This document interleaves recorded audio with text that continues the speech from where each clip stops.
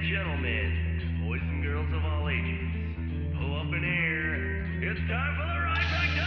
Hey everybody, this is Bo. We're back in the house again on the Z Sports Lounge. We are coast to coast, north, east, south, west, north, and every which way you can think of. We're going to shoot the signal from Detroit all the way over to California. From there, we're going to shoot the signal back over to Australia to say hi hello to those folks who love to send emails about rugby and football. Once again, that signal goes to Asia, where mixed martial arts is king. Once again, that signal gets beamed all the way to Europe, where we have discussions about soccer, rugby, and American ice hockey. That's right, they're crazy about it. And from the Big Island, we're going to shoot back over to the states of Detroit, where we're then going to go out to Iowa. We're actually going to head over and have a conversation about wrestling over at Upper Iowa University to talk to the head wrestling coach, Heath Grimm. How you doing, Coach? I'm doing well. Thanks for having me on, guys. To be in that situation, it's got to be pretty impressive because the whole world looks at Iowa as the wrestling hotbed of the universe. Yeah, my journey, through coaching, first of all, I started out at a high school that was tremendously considered a powerhouse in the state of Iowa. And when I left the state for 5 years and I got back, I was down in North Carolina, I was up in New York. But, getting back to Iowa and coaching here, it's an honor to be part of a collegiate program in the state and knowing the tradition and the support that follows. And, wrestling's wrestling here in Iowa. So you bet, glad to be here. And we're a lot of pride within our program.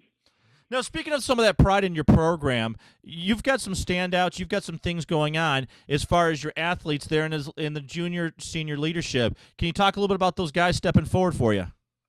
Oh, you bet. Really things kind of came to fruition last year. Just being in our second year of Division II, we qualified 8 of our 10 weights to the national tournament. We had 4 All-Americans, had a national champion, and had 3 kids lose in the All-American round. And all those kids, there was only 1 of the 8 that had national tournament experience. This year, we come back with some national tournament experience with 5 of the 10 starters with that experience. A couple All-Americans returning, and our senior heavyweight All-American Dan Goodson from Rochester, Minnesota. And then also our 25-pounder, Tyler Mumbolo from Bainbridge, New York. So our bookends are real solid as far as All-American status. And then right in the middleweights, we got another senior from Vestavia Hills, Alabama. He was a standout there, 3-time state finalist. T. Adams at 149 pounds. He was a national qualifier for us. And then at 157 and 165, we got a couple local Iowa kids that are outstanding wrestlers. They were fellow state champs the same year in Travis Eggers and in Mitch Norton. Both those kids, as freshmen, qualified for the NCAA championships and missed being an All-American by 1 match. Wow! And now I got a question. Those 5 guys are really kind of the glue to the team, but we got some other kids that are ready to step up, Bo.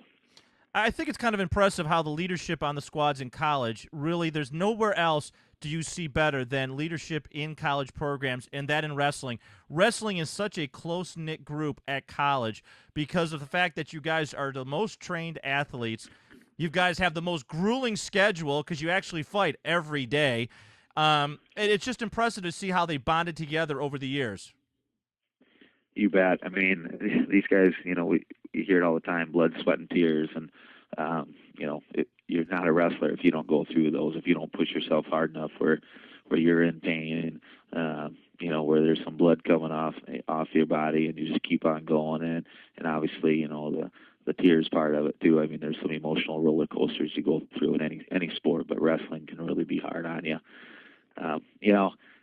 It was funny that you said that identifying leaders through our workouts, and what I did this year is that we did a little, a little ranking, and I made each guy on the team rank their peers on a workout level, and it was just neat to see how they look and kind of look up to those leaders in the team, and the guys I listed, those 5, they were our top 5 point getters. So, yeah, blood, sweat, and tears.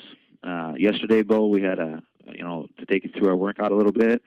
We had after we warmed up, stretched out, did some drilling and worked on some technique areas, we did some live wrestling, and each guy had to go a 20-minute block of wrestling.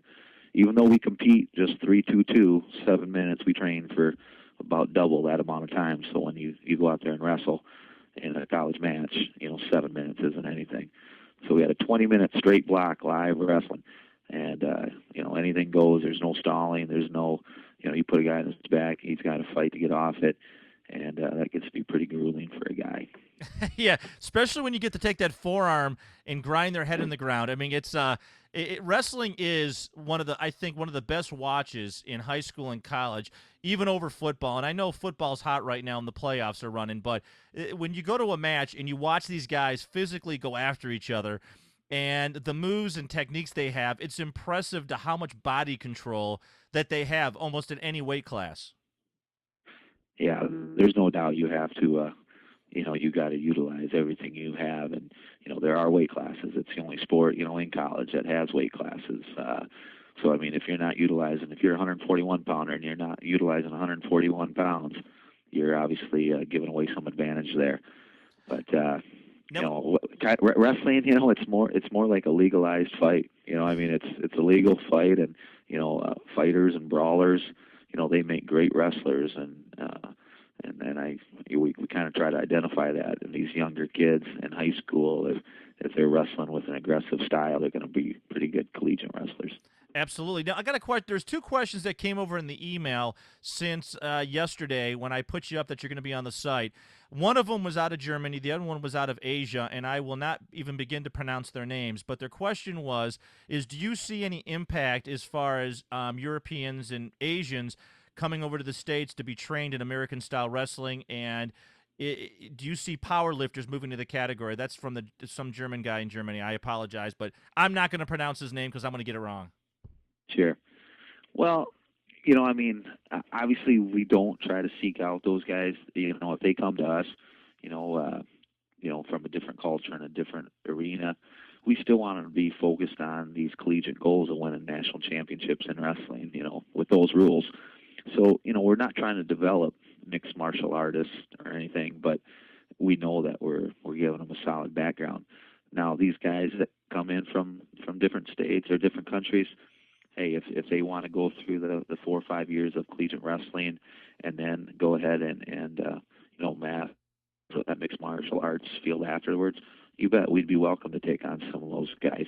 I've only had one foreign athlete on my team since 2000, and he was from Cuba, and he actually was a world team member when he was 17 years old in Cuba, and he ended up defecting out of there. He actually came over here with the Cuban national team, and they got into Miami, and he told the coach he's not going on the trip any longer. He's staying right here. And so the team went on, and he kind of made his way and just fought from day one, being down in Miami, Florida, and found himself up here in the Midwest. And we're lucky enough to find him because he was a heck of a talent and a two-time national champion for us. And he actually lost the world team trial after he gained his U.S. citizenship. He lost to Eric Guerrero from Oklahoma State, a three-time Division I national champion. Yeah, best of two out of three series to be, the Olympic representative, and he lost in overtime on the third match. So, that's about the only influence I've seen so far, with my program with a foreign student athlete. I think like in basketball, there was a couple years ago, like maybe 10, where we would almost never see a foreign basketball player in an American jersey. And just in the last 10 years, in men and women's extensively, these Europeans are coming over and having a big impact. I kind of see that happening with mixed martial arts with the success of American-style wrestling. I think we're going to see more of these questions, and then you're going to start seeing some of these international guys who are in fighting start realizing they need to have the foundation and head over to first get a great education, but second be trained in a very, very strong discipline. Yeah, now it is tough because here's the deal. I mean, I had a couple kids from Canada that were really, really interested. However, there's cost, and when you're talking, anywhere from $10,000 to $30,000 a year to go to school, these foreign student athletes they're not eligible for federal aid.